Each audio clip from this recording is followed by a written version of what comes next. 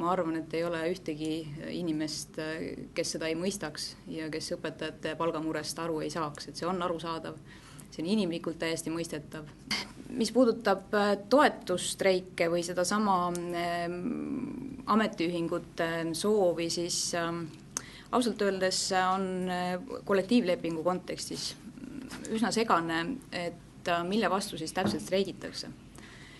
Kui mul on siin ees parasjagu üks veebruari algusest pärit Transpordiametiühingu kiri või soovitus, kus on kollektiivlepingu seaduse muutmise osas esitatud ka erinevaid alternatiive, mida nende hinnangul võiks seaduse arutelul arvesse võtta, siis siin on ettepanek, mis puudutab kollektiivlepingu ülesütlemise tähtaegu õiguskomisjoni poolt praktiliselt sõna-sõnalt ehk siis ühesõnalise erinevusega ka seadusesse sisse viidud. Ehk siis see muudatus enne, kui igasugused streigid üldse päevakorda tulid, on juba seadusesse sisse viidud.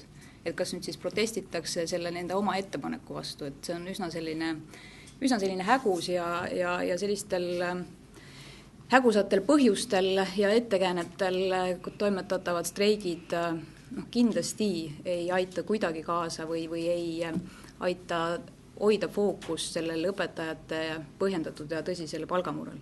Kindlasti ei ole vaja kollektiivlepingu teemal valitsusel taganeda, ta ei tohi seda teha, sest ta rikuks põhiseadust.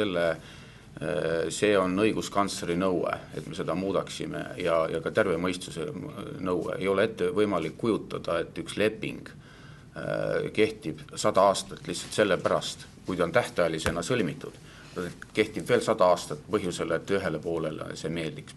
Kollektiivlepingu teema tõstmine ja selle nimel siis energeetikute, transporditöötajate üleskütmine on näide ühiskonda kahjustavast streigist ja tegelikult on see ikkagi, küsimus on põhiseaduses. Küsimus ei ole siin, kes on võimul.